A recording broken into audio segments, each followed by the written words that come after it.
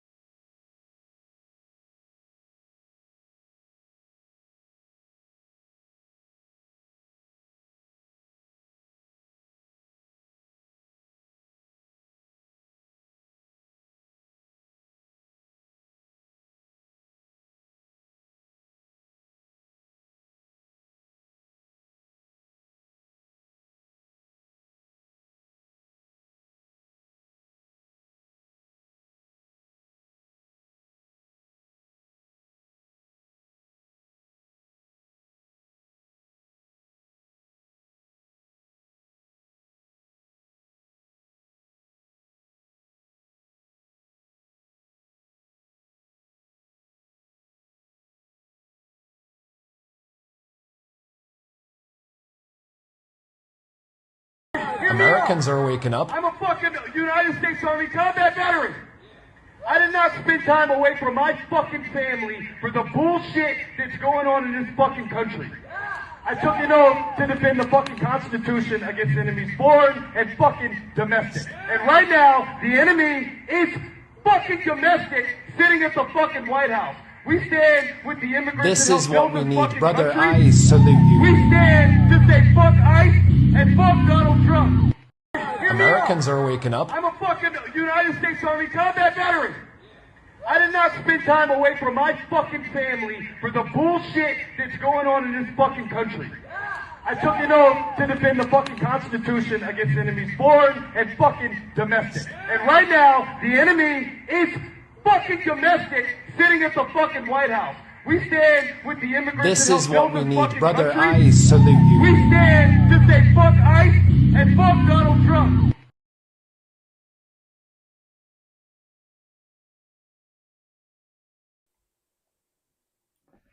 What's up, everybody? MasterBoris here with another stream. My bad, y'all, for the mishap earlier, man. I thought I had the sound off. But yeah, you see, I got a new mic. Yeah. But before I get into the main topics I want to talk about tonight, this has to be said that M. Bison and also Gil Israel, they're doing the worst for this country. They are. Like hearing, children die in Iran, you know what I'm saying, the people that were there, you know what I'm saying, all this war to start, just to have an excuse to use their agenda that they're gonna pull on us Americans to fall in line with. But as you can see, a lot of people that are in this country has had enough. We do not want this. We do not want this war to happen. And someone that we know that is incompetent and doesn't care about the people want to do this, or being told to do this. And Bison, man,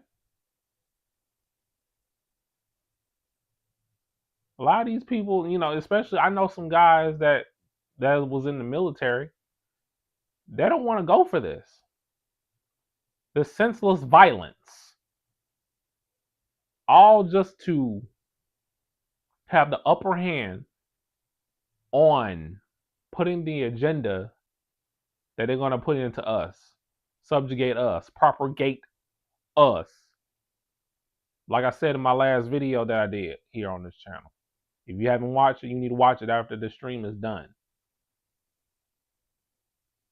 So for us to entertain the lies that they give us, the lies that they're telling us, they care. They care about children. No, they don't. It ain't even about children. They're using that as a scapegoat so you can fall in line or whatever.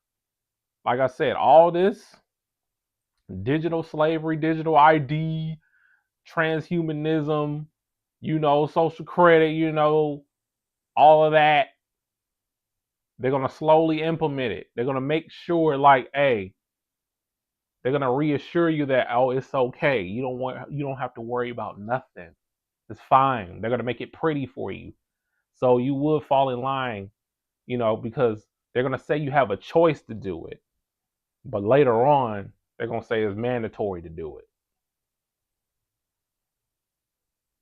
And then if it happens on a large scale that you probably going to fall for, if not, prove me wrong. And prove me wrong, you're not going to fall for the okie doke like you did with COVID.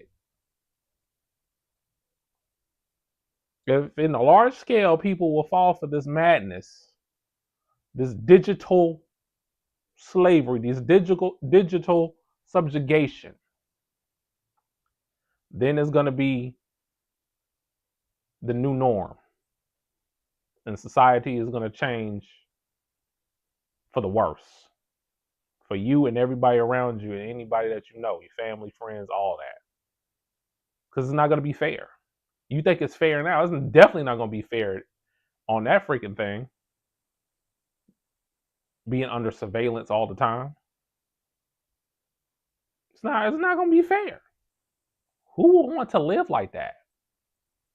So that's why you have to fight for your rights, fight for the truth, because we, the general public in this country, we got to stand what's right, and we have to stand like, hey, we have a preference of how to live. And you're not going to force anything on us. You have to let them know that. You have to pretty much scream on top of your lungs or do thing that has incredible action, that you're not going to give in to the madness. You're not going to push or be a part of an agenda that's not going to even benefit with you anyway.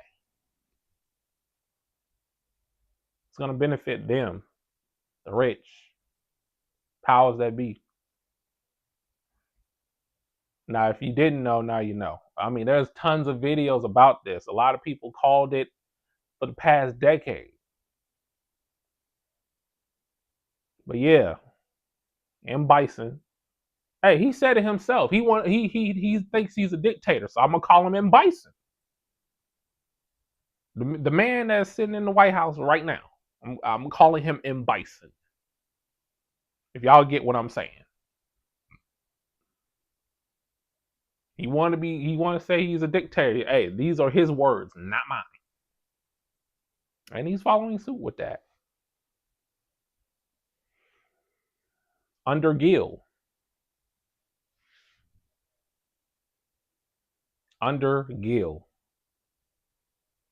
And the Illuminati.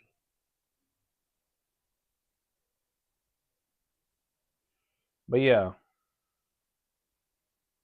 rest in peace to all that fallen today for nothing. People were in the crossfire of all this senseless madness.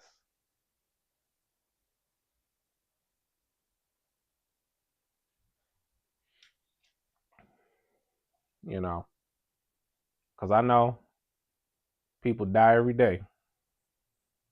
But for the people that you know that died, that's being, showcased on the news, it's very tragic, man. And it doesn't sit well with my spirit.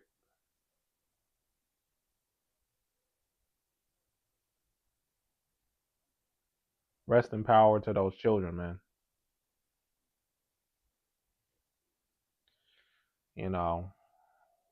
Contrary to belief, I do care about people. Because, I probably make it seem like, when it comes down to these videos, I don't care about people. Yes, I do.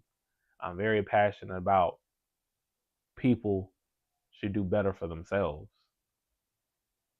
Have a stronger mental capacity to get to where they need to be in life.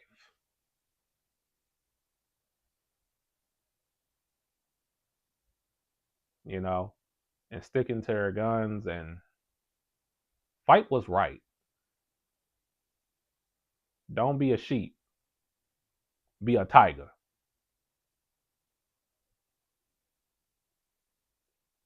Roam into the pride. Roam into the land. However you see fit. Don't let nobody dictate your life. Why these people that got a lot of money worried about that for? Since you ain't part of the club. Why they gotta worry about it? Don't give in to what they say, because it's all a lie. They're pretty good at lying to you, portraying your trust, thinking that they're for the people. They're not for the people. They're for themselves. They for what they want to do. And people are getting dragged into this like we wanted this. No, America does not want this. For the people around the world that's listening, we do not want this war at all.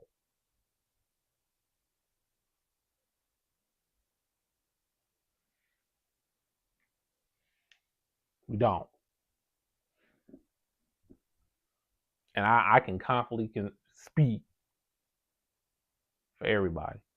But those that say they do, they don't know no better. They just miserable. But I can confidently say majority don't want this. I sure don't. So, people of the world, welcome to the stream. I am your host, MasterBoris. I wanted to come in on that note, you know what I'm saying, to begin, because, you know, it was sitting with me, you know. It's like, it's hard to live, but easy to die. Because, you know, because we got other people that are wicked, want to see you fail in life. It's crazy. But yeah, I wanted to like come in with that. Even though we're going to talk about different stuff in gaming, you know, I just want to let y'all know, like, what I posted. Like, if you haven't seen the video that I posted day before yesterday, you need to watch it after we're done here. But yeah, so we're gonna talk about gaming. Once again, it's been a slow week. Besides, you know, the news that we was, you know, about this war that's going on in Iran. You know, because these racist Caucasians, man, they want to take, which I would say they could be possibly be our allies or adjacent to the black community, to the melanated, you know, people, isolate us because, you know, we're in a pincer attack. They're trying to get us at all angles. And they're trying to get rid of the allies to the point where we really ain't gonna have no friends because there's nobody left. They destroyed them all. So it'll be so easy for these racist devils to come get us directly. No twists and turns, just straight ahead. They want us to go down before they kind go down. That's one of their agendas. But yeah, now that I got that out of the way, we're going to talk about some gaming business here. All right. So, hopefully y'all can hear me on this new mic. Hopefully it's good. You know, this is a brand new wireless mic. I don't know how long. I had it charged for like all day, so it should be good. Hopefully it don't cut out on me. But what we got here, you know, we're going to talk about some news. Let's see. Where we at? Where is it? Yeah, bad news for this particular game that I kind of liked. You know, it had potential, and I did a video on it, on why. But yeah, we got Highguard, you know, getting canceled, about to be discontinued because it didn't do so well. See, the thing is about these live service games, I mean, it could fall apart so quickly. So quickly if it doesn't, you know, catch the gamer's eye or is not well received if they've seen the trailer, which, you know, Jeff Keighley revealed it. It was the last game to be revealed at the Game Awards. People wasn't messing with it. Me, I just came in there with an open mind and be like, yeah, let's try this game out. And I did. I liked it. You know, but there was some stuff that need to, like, you know, fix, but, you know, but it's coming to an end. It's coming to an end. And I'm gonna read this article to y'all by Vice. Because Highguard is shutting down. It's crazy in the hood. Yeah, these live service games, man, I don't really like them. I really think it's kind of like swaying the business. But I know, some companies got to do it in order to generate money. But, games like Fortnite and Roblox and all that, and it's showing no signs of slowing down. I mean, how can you compete? But yeah, so we got here how Highguard became gaming's next Concord in just 45 days. Now, I still think Concord is the biggest flop in video game history of all genres. This one had a little edge to it than Concord. But Wildlight Entertainment, they announced that it's shutting down Highguard just 45 days after launch. How did a new game from the creators of Apex Legends fall apart so quickly? Here's everything that went wrong with Highguard and how the Game Awards revealed quickly became the next Concord.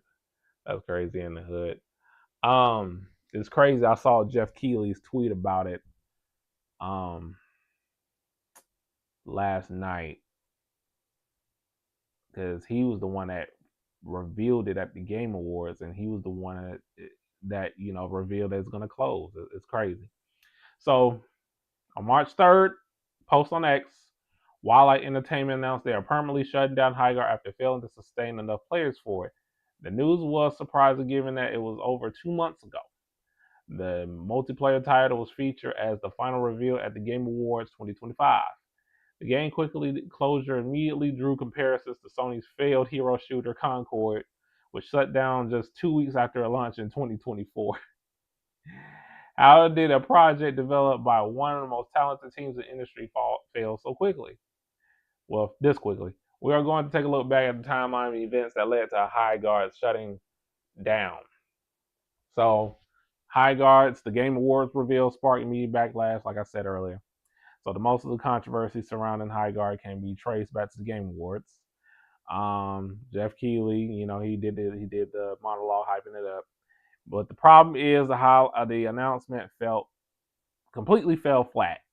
Instead of being a successful showcase for Highguard, the reveal ended up being a catalyst for intense online backlash. You see, many players were disappointed in the Game Awards final reveal and didn't believe Highguard was good enough of a surprise. Instead, fans of the show expected a major LP like Elden Ring or Naughty Dog's Enter the Galactic. Wow. So, we got that. And so immediately after the Game Awards ended, the entire narrative overshadowed the show was the most disappointing final reveal. However, the disappointment soon transformed into a mockery of Highguard as players turned their anger towards the game itself. Even though none of this was Wildlight Entertainment's fault, the new multiplayer became uncool in the eyes of many gamers, became a constant punching bag on social media, which I didn't know it was that bad, but okay.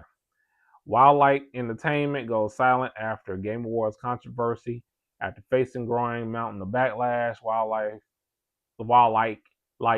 Entertainment unsurprisingly went silent following the controversial gaming reveal. I mean, can you even entirely blame them? By early January, Highguard was practically becoming a mainstream meme with a level of mean-spirited surrounding. It was that overwhelming. That was overwhelming. I can't even talk to that. Okay. However, because of the silence, many players have forgotten that the game was even launching. So when Wildlight Entertainment reappeared on social media in late January and revealed that Highguard will release on January 26, 2026, it took many by surprise because there was no marketing and no lead up hype for the game, which was a weird place in terms of player awareness and anticipation. So on Steam, according to the Steam charts, it peaked at 97,248 active players. However, things quickly turned for the worse as the player count not only failed to rise, but quickly started to plummet after just a few hours after it went live. What went wrong? Many players jumped into the game for the first time, weren't loving it. Some of the major complaints for players included the map was too big and empty for 3-on-3 mode. I did say that on my video. and the 5v5 was much better. Matches have long stretches without any action. Yes, that was my main gripe about this game. Lack of skill tree and meaningful player progression. Performance issues on PC, which I played this on PS5. Character designs are bland for a hero shooter. I wouldn't say bland. I would say they were okay. It was the design of the weapons that were bland, to be honest with me. In-game currency is too expensive. Important game chat and party features were missing. Oh, god dang, it went to 450? Oh, that's yesterday. Oh my gosh. While the game's true, Highguard had unnecessary hate going on into its launch, it's also true that the game didn't immediately click with many players who tried it out at launch. Hey, it be like that sometimes. There are some games that don't really click with me that everybody probably like, but there's some games that do click with me that most people don't like. It be like that, you know. Mass layoffs hit Highguard's development team just weeks after launch. Oh my gosh. Yep, I see a lot of women in that freaking team. I mean, they probably did. Yeah, probably better job than the men, probably. But you know how that goes, man. Like I was saying about the last week's stream about women, you know, in the gaming space. But yeah, like I said, like it's a minuscule, you know, problem, you know, because you know some chicks, you know, just use it for attention or to push their own ideologies within the game instead of, you know, making a video game as a video game and leave their politics out of it. Anyway, first sign that something was seriously wrong was when it was revealed on February 11th, 2026, that Wildlight Entertainment was hit with mass layoffs just 2 weeks after Highguard launch. Even more shocking, it was a vast majority of the game's development team. Reports claim that only a skeleton crew remained behind to work on patches. At this point, Highguard Steam player numbers had all but completely collapsed. On the day of the layoffs were announced, the multiplayer only managed a net of 3,123 active players on the PC platform. While we didn't know its console numbers, it was apparent that many of the game was in dire situation. It was shut down on March 12th. As all this brings us to today, when Wildlight Entertainment announced that it was permanently shutting down Highguard on March 12th. The studio made a shocking announcement, a lengthy post on X thanking users who played the multiplayer. According to the studio, the decision was made as a result failing to maintain enough players to keep the title going. Surprisingly, Wildlight Entertainment announced that they were releasing a new patch despite the game being taken offline in just 9 days. The game's closure immediately sparked the debate in the industry, while many searching for answers to why it failed. Did Highguard become Concord 2.0? Why did Highguard fail so quickly? Some want to blame Jeff Keighley in the Game Awards 2025 final reveal of Highguard's fail. After all, at this point, it's the undeniably surprise reveal that was the main reason the game may have garnered so much online hate before its launch. There were players that genuinely couldn't separate their disappointment with the Game Awards final reveal and redirect it towards the multiplayer. But I think it's a bit short-sighted and solely place the blame on TGA. After all, Highguard might have been even lower launch numbers if it had never been shown off by Keighley. One could argue that the new IP had as many eyes on it as it did because of the major spotlight it received. But then again, these are all what ifs if it's something we'll never know. However, it's also true that many players did try out Highguard at launch, and I did, and didn't love it. I didn't love it. I liked it. Now, you can argue that the negative sentiment around it might have a tainted player experience, but I truly believe if Highguard was a masterpiece, it would have hooked players after hours of gameplay instead of the user, who did give it a fair shake, quickly bounced off the multiplayer just hours after it went live. I personally believe it's becoming harder and harder to release new games in 2026. Players have never had so many games to choose from and not enough time to play them. As a result, people expect the game to be absolutely perfect, or else it's not worth sticking with. I'll tell you what the problem is in a minute, and I pretty much said it like in a couple of videos or streams. But I also think Wildlight Entertainment had unfair uphill battle against online negativity in the lead up to its release. Regardless of what the answer to all of this is, Highguard is shutting down just 45 days after launch. This is an unfortunate turn of any new studio or debut IP. Yep, and that's Highguard, guys. So yeah, next Thursday will be the final day. I'm gonna tell you what the problem is. Not just Highguard, but game in general, Western gaming in general. I pretty much said this in my last 2 streams. They want instant gratification.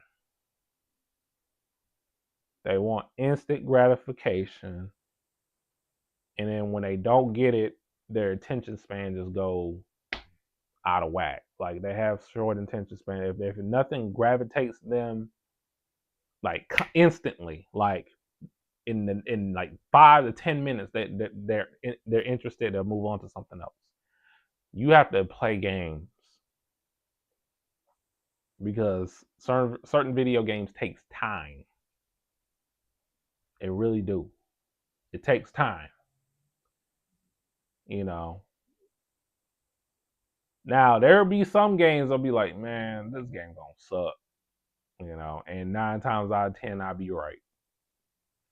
But I try them out myself. I give it a chance. I'll play it for about whatever, depending on what genre game is, maybe, 2 hours, or a couple of days to see if like I like it, because I want to learn everything about the game and what it can do. Most of y'all don't even do that. Most of you Western gamers, y'all young cats, y'all don't even do that. Y'all just, okay, it's a shooter. Let me see. If it ain't like Fortnite, I don't want to play it. Well, play Fortnite then. Play Roblox. Play fake football on Roblox. And that's the thing about live service games, man. It's very fickle. It's a very fickle business model when it comes down to video games, man. I wish it would stop, but some people got to make their money doing free to play, doing live service games with microtransactions, which I don't like. Never did. I almost stopped gaming because of it. Back on the PS3, Xbox 360 era, when they was making DLC what it is, but it wasn't as crazy. It wasn't as prominent as it is today. The always online thing, But yeah, I almost stopped gaming at that time, but I just kept going, because I like games. This is my favorite hobby to do besides music, and and on sports. But yeah, that's pretty much it for Highguard, y'all. That's it. I said what I said in my review. It's still uploaded, but yeah, I'm it's probably gonna get a lot of views now, since people are probably watching reactions or people what they think about Highguard. And man, yeah, I like the game. I like that. It was just the format or how to play it. It was too long. I could see if it was a battle royale of how much time you spent playing a game, but one game can probably last 30 to 45 minutes. That's too long for a team-based game. 3 versus 3 or 5 versus 5. You know what I'm saying? Like with the whole, yeah, you gotta like go into their bases, get the shield breaker, get the sword. You can't even use the sword to like destroy it, eliminate somebody with it. You gotta hold the sword to like break the barrier, so you can get the base and get the stronghold and bomb the joint. And it just takes too long. And then when that happens, there's another like side quarter where, okay, you run out of respawns for defending the base or attacking, and then it then restarts. Are you going back into neutral? How the game is, it was too long. It was too long to, but for a game like that to be, that way. I can understand if it was a battle royale. It should have been just a battle royale. That's it. Instead of just capture the base and bomb it, and and the points be, you reduce the opponent's points, your ops points, in order to win. 100 points was like too long to reduce. It should have been 50. Like, it probably would have flowed better that way. But yeah, I don't know. But it doesn't matter. It doesn't matter now since this game is gonna shut down. So, it is what it is. Hopefully, Wildlight Entertainment can bounce back and make something else. Because shooters it's the easiest genre to make, man. It's shooters, man.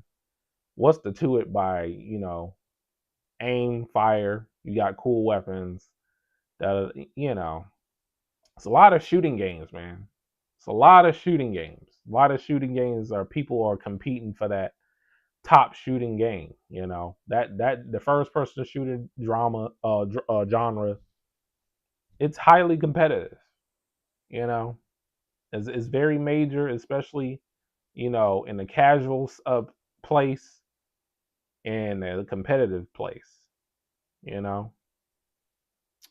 With esports and whatnot. So it's gonna be really hard to shine and take the shine from other shooters and get other gamers and get gamers to pay attention to your shooter. It's gonna be very hard. Like, if I was a video game director or a CEO of a video game company, I would not make any shooting games at all. No shooting games, because that genre is overly saturated. I mean, you can stand out, and there are some shooters that are different, but it doesn't hit the nail. It didn't gravitate, or motivate new players to come in and play your game. And Highguard is one of them. I mean, they did play. You had 97,000 people played it, during launch, but it went down tremendously after that. And that's just only Steam. We ain't even talking about how it was on PS5 or Xbox. Xbox.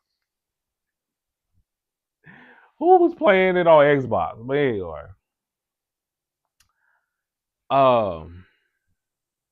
Yeah, man.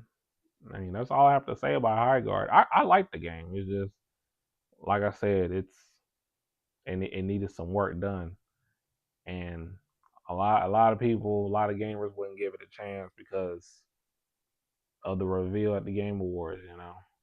Now, if it was revealed at the Game Awards, like it was like maybe the first or second thing that was revealed, I don't think people would have made a big deal about it. But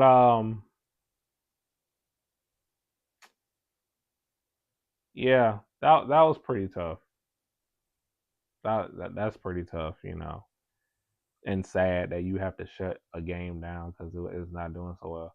That's why I recommend you gaming developers to do retail, not free to play, not live service, retail, physical copies. You know what I'm saying? Physical copies. Not a bad example. Physical copies like this. Make games retail. We like physical copies. We don't, we don't want to be digital all the time. We don't want to not own anything. And it goes back to what I was saying earlier about the digital subjugation that the powers that be that want us to be in. You're not gonna own nothing, and they can take it away whenever they feel like it, and you won't have no say in the matter. Do you want to live like that? That goes for gaming too. Everything that's going on right now is going to affect everything, including gaming. And you don't want that. It's going to affect everything. Because, entertainment is soft power. It's powerful, but it's soft power. Because it can influence the people. It can move the people how they see what it is with this entertainment, what it is with this music, what it is with this gaming, what it is with these movies, television shows. There's politics in everything, every aspect of life. Even though I don't like politics, I can't stand politics, but there's politics in everything that we do under the sun, including gaming. And I hate that gaming has come to this, where gaming is not really like gaming, But you got to be picky. You got to be picky with these games, especially, how the business model is with these free-to-play games, these live service games. You got to know, like, yo, this is the game for you. And I can't wait to finish, my project, what I got going on about teaching these young, upcoming gamers how it is to game back in the day and how to game now. I'm going to keep y'all posted on that. But yeah, it's just a lot on my plate I got to deal with, especially me internally. But I digress. That's freaking hair on my mouth. We're going to move on. We're going to move on to Marathon server beta, the server slam. I did work on that server slam. I wish I had more time to play the beta. And I can say I really like this game. There's a con to it. There's a problem with it. I will say the barrier of entry of Marathon is like mid-high. It's kind of high. You really got to know what you're doing. And I feel like the average, gamer that wants to play Fortnite all the time is not going to like Marathon. Or that plays Call of Duty all the time is not going to like Marathon, because they're going to be try to run and gun and try to eliminate people, the opposite team. It's not really about that. You can do that. And I have that mindset too. I want to eliminate the other team so I can get, kills under my belt. But it's really an extraction shooter where you get the most out of your buck with weapons, items that you can use, ammo, ammunition. In contrast, they got missions, that you can do, and you can earn, more points on that. They were showing that, but it was a beta, so they're gonna have a lot of maps that's gonna be harder than the others to like extract and get information or get whatever you want when it comes down to weapons, assault rifles, pistols, what might have you. I will say, like, when I went to perimeter map, it was like literally nobody there. But when I went to the marsh map, it was sweaty. It was sweaty. Like, the NPCs will give you a hard time on that map. But I would like to also mention that an actual runner, so there's classes of different runners, assassin, thief, I forgot the other ones, but I was an assassin runner. I want like an indication that, because I can't really tell like who's the robots, like the UESC, the bots that that's trying to protect their strongholds and they'll attack you, and the actual runners, the other players that's playing online in the same map as you. They need to give an indication, like an icon where, oh, that's an enemy, that's a runner. You need to get him, instead of wasting ammo on this NPC. But then again, you probably gonna have to eliminate the NPC because they're attacking you. It could be more than one, and then they get bigger too, and they get armor, they get shields, and they're a little bit harder to take down. They also have turrets when you go to these strongholds, you know, trying to get items, trying to get ammo. I did talk to Mugen Lord earlier today about, Marathon, how finding ammo is kind of scarce. Looking back on how I was playing, I kind of agree with that, because there will be times where I'm like, oh man, I'm about to go in, and then I ran out of ammo, I ran out of bullets, and then I'm like, I have to run, I have to retreat. Then again, if I get hit, if you get hit in this game, it's a wrap for you. Especially if more than one person that's the ops will shoot you. Like, I can see Marathon being a really sweaty game if people, because I don't really fully understand like all the items I was getting in my loot box. I know they have an ammo loot box where you can save ammo, put it in, and just give it to your teammates and all that. The other stuff, like these red, blue bags. I didn't understand what that was. Well, the blue bag is where you use it, you consume it, and then it says hardware reset or something. I don't understand that. But hopefully, like when we get the full version of this game, we will understand more, or Bungie will like put more emphasis on what's what, because a lot of people were confused. I see a lot of people playing this game, they're confused about what to pick up and what it does.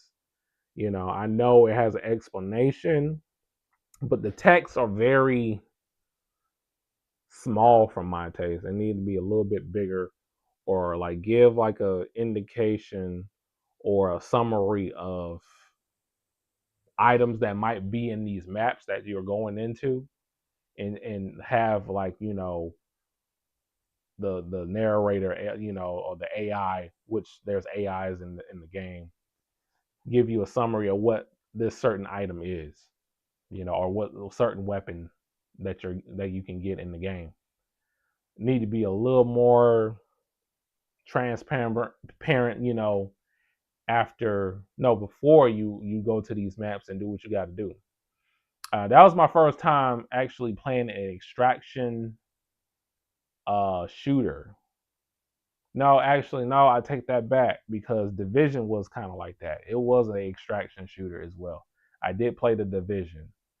A lot of people wanted me to get into Arc Raiders, because they're saying it was kind of like that, but Marathon is a little bit weird, especially with the character designs and the guns that look like Legos. I get it. It's colorful. It has this dark cybernetic feel to it. It's cool, it's weird at the same time. But I think Bungie, is making, Marathon its own thing. Is they're making a shooter be different from, the regular, shooters that probably do the same template, and they just want to go outside the box, which ain't nothing wrong with that. Bungie can do what they do. You know what I'm saying? So just keep at it with Marathon, make it a better game as time goes on, because I think the game's supposed to come out this Friday. So yeah, it's a lot to explore in Marathon. I mean, it's just the beta. We just trying it out. Man, I don't even know if they have a survey for it.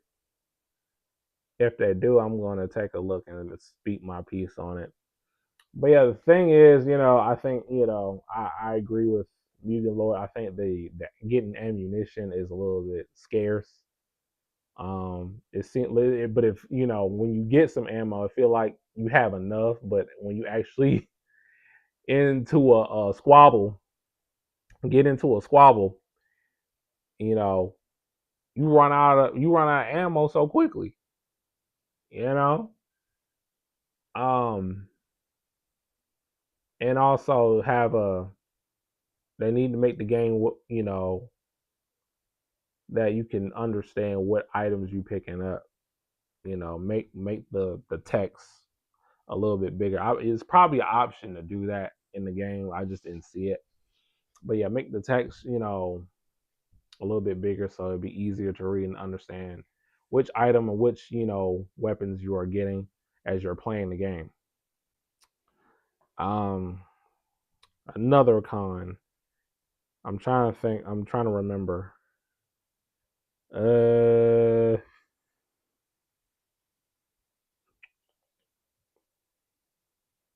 Actually, scratch that. No, I don't think I have any more cons for marathon. I don't. It's just those two.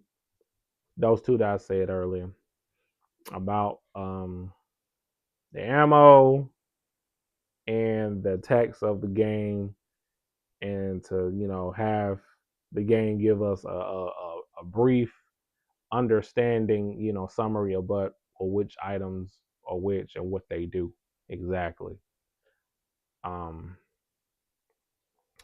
I think that's the most important part. You have gamers understand what they're doing within the game, because I feel like a lot of these marathon, that was playing the beta didn't fully understand what they was getting and what it do.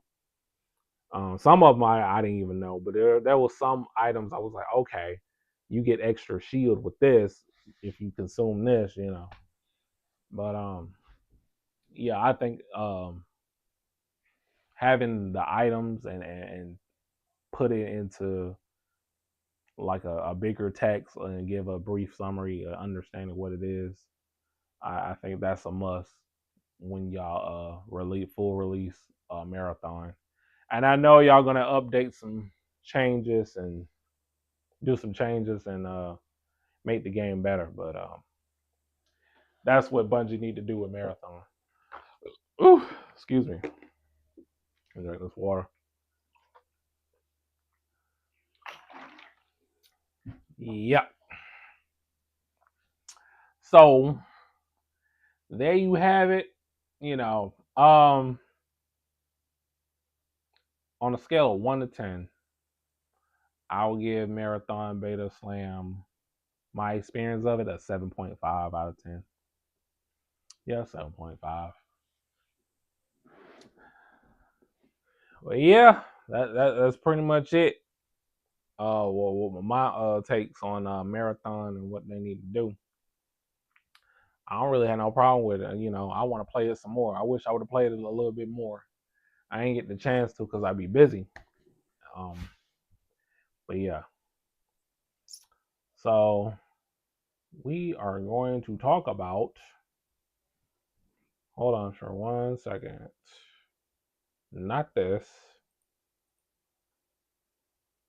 This. And yes, I'm on INGN. Out of all things.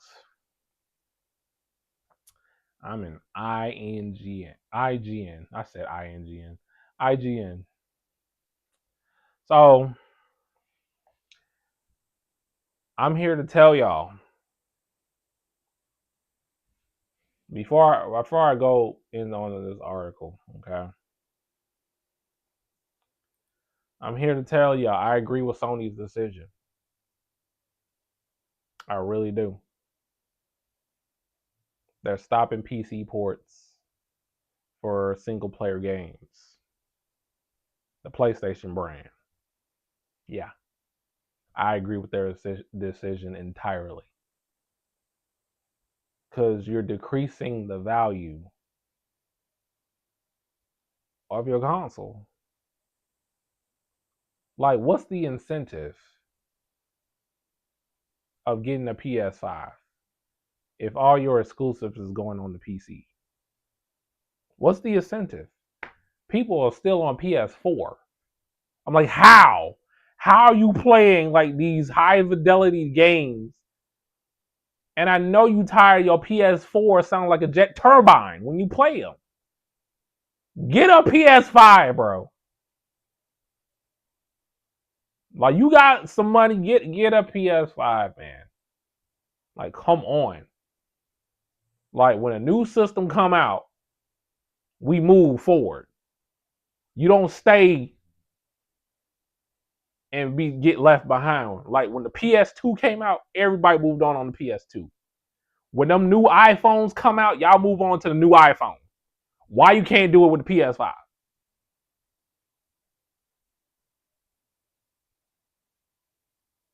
Every year they come out with a new iPhone. Y'all get the latest iPhone. But y'all ain't getting the PS5. That don't make any sense.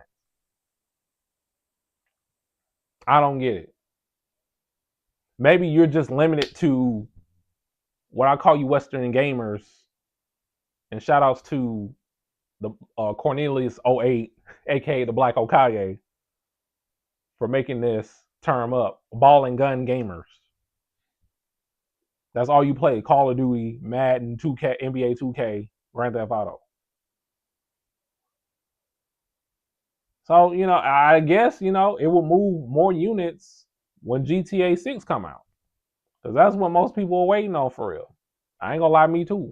But I play variety of games.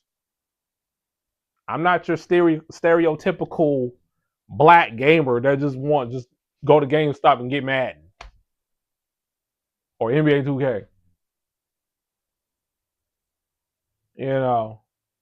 To each his own. To each his own. Like, I cannot buy a new game system for $500, $700 just to play one game every year. Ain't no way. I don't see how y'all do it. And these are the same people that will say PS5 have no games. You need to look at all this stuff I got in the corner right here. I ain't even scratched the surface, man. On all the backlogs I got for PS5. I ain't even scratched the surface. I recently just beat Astrobot. I literally just beat Astrobot not too long ago. Just now getting into these games. You know what I'm saying? But yeah, back to this. Sony has reportedly returned the console exclusivity in part of some within PlayStation are worried that releasing games on PC may hurt sales of PS5 and even PlayStation 6. So they're looking for the future because y'all know the PlayStation 6 is going to be a hybrid, or it's going to be a handheld and a console. That handheld, I feel, it's for the kids. It's for the younger gamers, the younger adults, the Gen Zs and the Generation Alphas. While the console is pretty much made for older gamers like myself, and up. But I'm getting both. But I heard the PS6 is supposed to come with it as a bundle, but we'll see as time goes on. But it said a newer report has revealed that both Ghosts of Yotei and Sorrows will remain exclusively to PS5 as Sony begins to pull back from PC. Bloomberg said that while Sony will continue to release online games on PC, single-player games will now remain console exclusive, marking a significant strategy shift. Sony has strategy of releasing its PlayStation games on PC sometime after they hit console. This new policy marks a return to console exclusivity at the time when console rivals Microsoft and all in on multi-platform.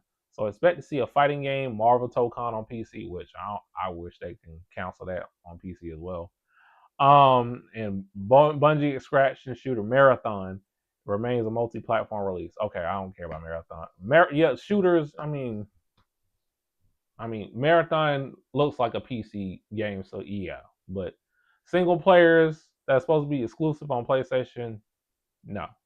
Like, keep it on PlayStation. Give people an incentive to, like, hey, if you want this game, you gotta play it. You gotta play it on the PS5 because we're trying to sell hardware and software. We're not selling hardware and software by putting these quote unquote AAA titles on PC. Meanwhile, the Sony published but extremely developed Death Stranding 2 and Kenya's Scars of Kazmora will launch on PC, but plans to release Sucker Punch Ghost of Yotei were recently scrapped, Bloomberg said. Bloomberg suggests poor recent sales of PlayStation games on PC and the rest of the PlayStation brand, as well as potential impact on PS5 and maybe even PS6 sales, were to blame for the policy shift. Meanwhile, Bloomberg suggested the prospects of PlayStation games running on the next Xbox, which looks like it will run PC games, may have so encouraged Sony to return the console exclusive. Yeah, because that would like undervalue the brand. That will undervalue their way of doing business, their way of giving you an incentive again the PS5. Exclusives matter. I don't care how you slice it. They do matter. They move sales. They've been doing it since the beginning of time. You know what I'm saying? It's like people get it when back in the day when it was Nintendo and Sega. Even though there were some games that were in both systems of Super Nintendo, Sega Genesis, but there were some games worked it better, and it was only exclusive to Sega. You know, that's like, man, I wish Mario was on PlayStation. No, Mario is a Nintendo brand. Nintendo is the only thing that got it right. That would be suicide for them to put Mario on all consoles and PC. Why can't PlayStation have the same thing when it comes down to their games? Games like God of War, Uncharted, the new Intergalactic that's supposed to come out. Hopefully they do like a remake of Ape Escape. I'll buy that in a heartbeat.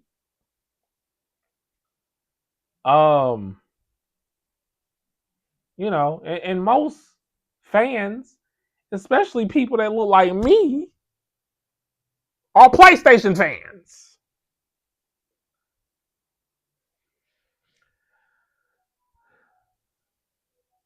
There is no mention of Marvel's Wolverine in the report, but given the timing of its release, it's due out on PS5 exclusively this September. PC launch now seems unlikely. Yeah, y'all not giving Wolverine. You PC master race. Let me tell you what that PC master race really means, because it's really an elephant in the room. These racist Caucasians don't want to buy nothing. They don't want to buy nothing. They don't want to buy nothing. They want to get it for free. And they're still doing it today. By doing torrents, you know, or get it from somebody else, you know, modding community, emulators, you know. Which, you know, the emulators, you know, I get it, you know. Whatever they're using to get it for free. You know. That's why they saying PC master race. Those people, those racist Caucasians that can't dance on the dance floor don't want Japanese developed games to succeed. So they was like, hey, come over to PC so you can be undervalued. So we can benefit from. Half the time, most of those games that come out don't be fully optimized on PC. You got to get another graphics card. What's that crazy part? You got to get another graphics card to play it on like ultra settings, dog. If you want the full experience. And you know, graphics card is costing a lot of money now due to AI. These computer parts, which is ridiculous. I'm like, you might as well get a PS5. What are you waiting on? Well, I forgot GTA 6. But that'll come out on PC too. But I don't know now. I don't know, you know. But you might as well get a PS5. You gonna buy. You gonna use more of your money getting a graphics card and RAM. Because RAM is really high right now. You might as well get a PS5 while you're at it.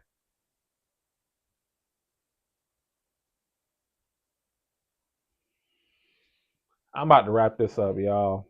I'm gonna read some more though. Sony has in the recent years expanded PlayStation to PC, but refrained from going as far as Microsoft, which released all its games on PC at the same time as console.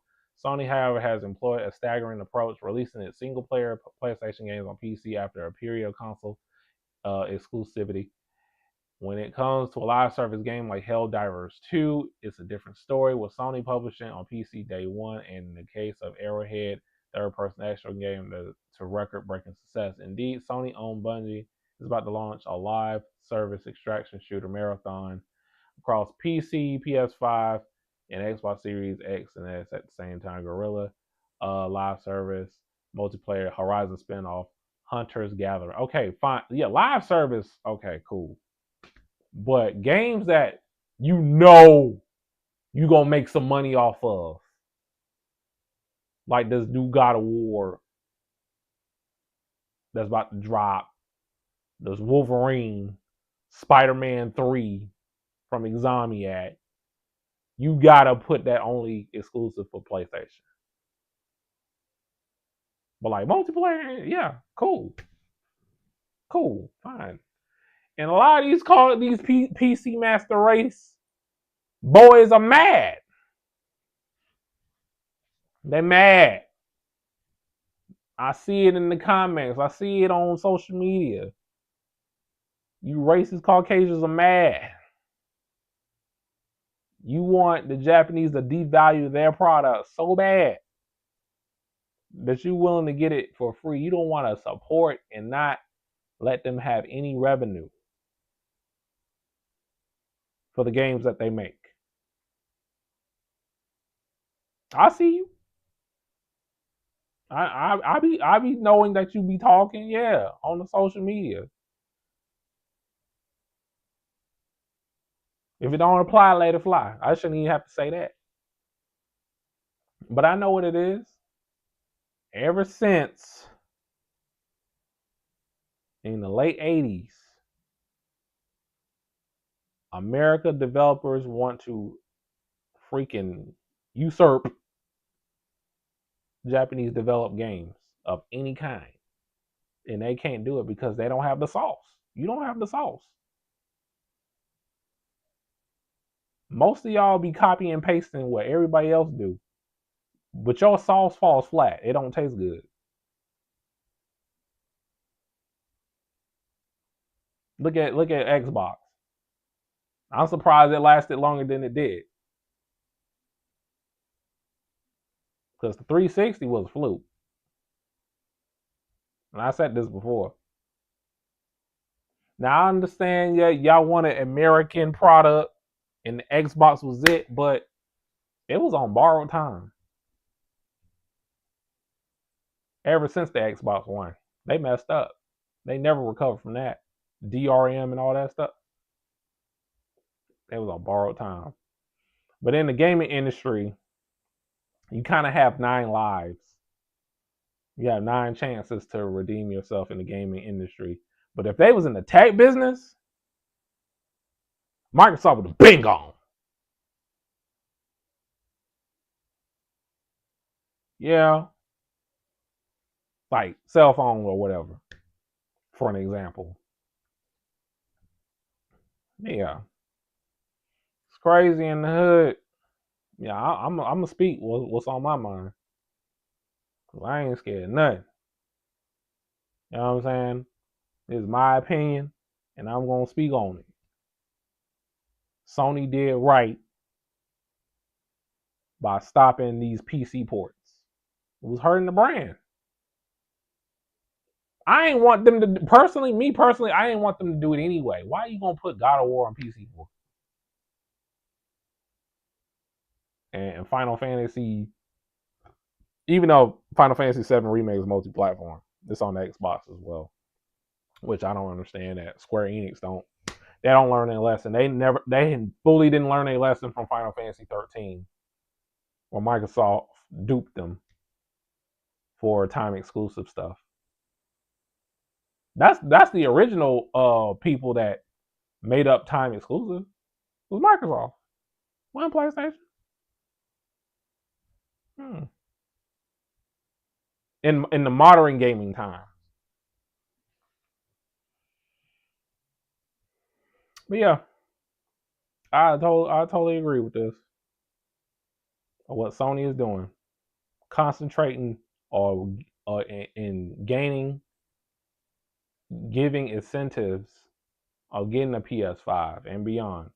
Whatever you got going on for the PlayStation 6 as well. Give people an incentive to buy it so they can play that specific game, just like the old days. Ain't nothing changed. I like exclusives. You know, it stands out. I don't have no problem with exclusives. Look at Nintendo being their own lane, minding their own business. You're not gonna see Mario in anything else but Nintendo products. Why you can't get that concept? You get the concept. I think you do get the concept. A lot of you Western gamers just don't care. I just don't care. Y'all don't understand the concept of like nuances and the concept of time.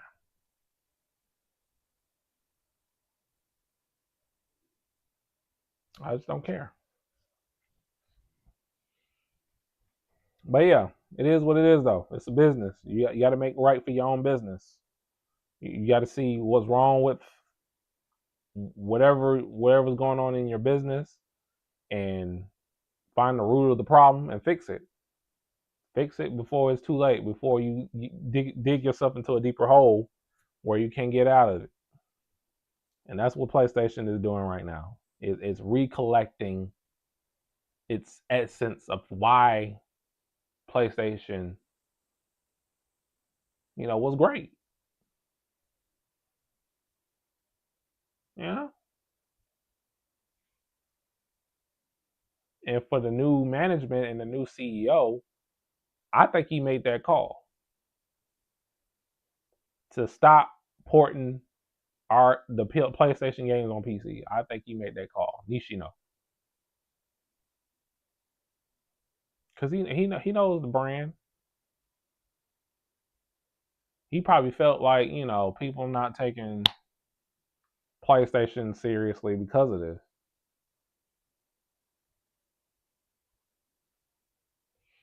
So yeah, I think he made that call. Stop putting our games on PC. That's single player. Multiplayer, fine. Okay. But our major titles, you're not gonna see no Spider-Man 3 Wolverine on PC. No. I gotta get a PS5. Or you can spend $2,000 on RAM and a graphics card.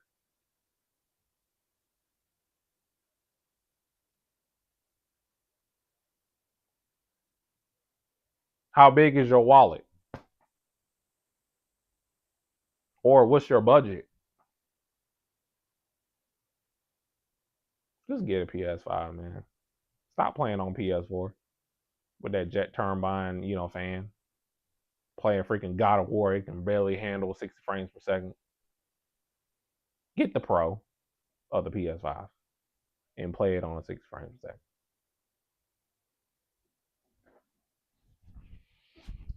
But yeah, I'm gonna go, y'all. I'm done talking to these Western gamers, and their lack of nuances. And you got racist gamers in this space too. I'm tired of talking about it. I'm just going, like if I see it, the gaming space being a big problem, I'm gonna speak up on it. But now I'm just like, well, whatever. Whatever. Like, just shut up and play the video game. Not everything revolves around you. Just shut up. Let video games be video games. Like I said 2 streams ago. Bump your ideology. It's time to unwind and play the game and have fun. That's it. Shut up. Shut up!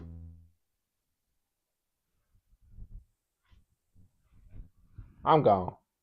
Peace out.